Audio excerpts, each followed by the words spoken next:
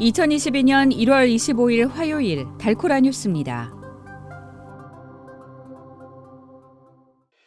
지난 주말 어스틴의 한 주차장에서 한 30대 한인 남성이 다른 남성 2명을 총격 살해한 혐의로 체포됐습니다. 오미크론 확산으로 인해 루이스빌 교육구가 내일부터 이달 말일까지 전체 휴교를 결정했습니다. 달라스 파크랜드 병원의 코로나19 사망자 중 95%가 백신을 맞지 않은 것으로 나타났습니다.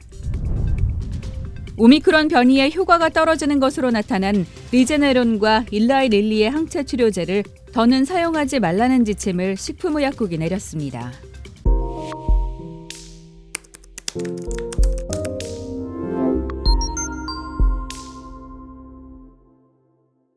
지난 주말 어스틴의 한 주차장에서 한 30대 한인 남성이 다른 남성 2명을 총격 살해한 혐의로 체포됐습니다.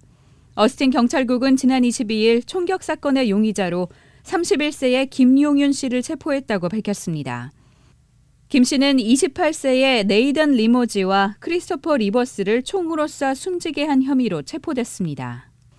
사건 직후 김 씨는 911에 전화해 정당방위였다고 신고했지만 경찰은 여러 목격자들이 김 씨와는 정반대되는 이야기를 했다고 전했습니다. 결국 김 씨는 살인 혐의로 체포됐고 보석금 없이 트래비스 카운티 교도소에 수감됐습니다. 아프다고 결근하는 교직원이 늘면서 루이스빌 교육구가 내일부터 이달 말일까지 전체 휴교를 결정했습니다. 최근 지역 교육구들은 오미크론 확산으로 인한 교직원 결근이 늘면서 정상적인 학사 운영에 어려움을 겪고 있습니다. 루이스빌 교육구의 게리 패터슨 교육감은 5,000명의 교직원 중 1,000명이 결근한 상황이라며 중고교 학생들의 양성 확진이 지난 열흘 동안 약 500% 폭증했다고 전했습니다.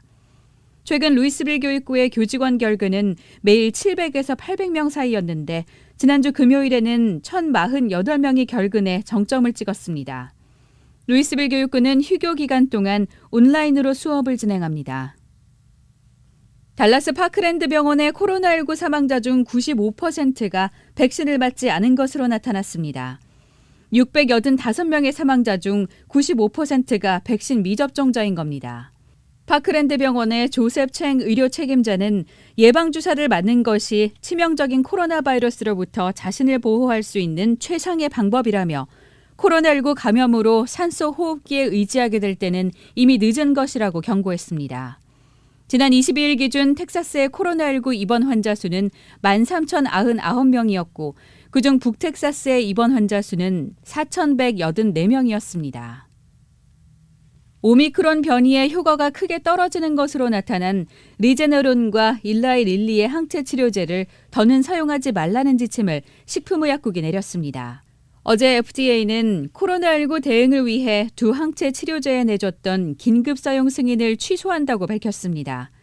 앞서 바이오 업체 리제네론과 릴리는 오미크론 변이에 대한 자사의 항체 치료제 효능이 기존 변이에 대한 효과보다 떨어진다는 자체 연구 결과를 발표한 바 있습니다.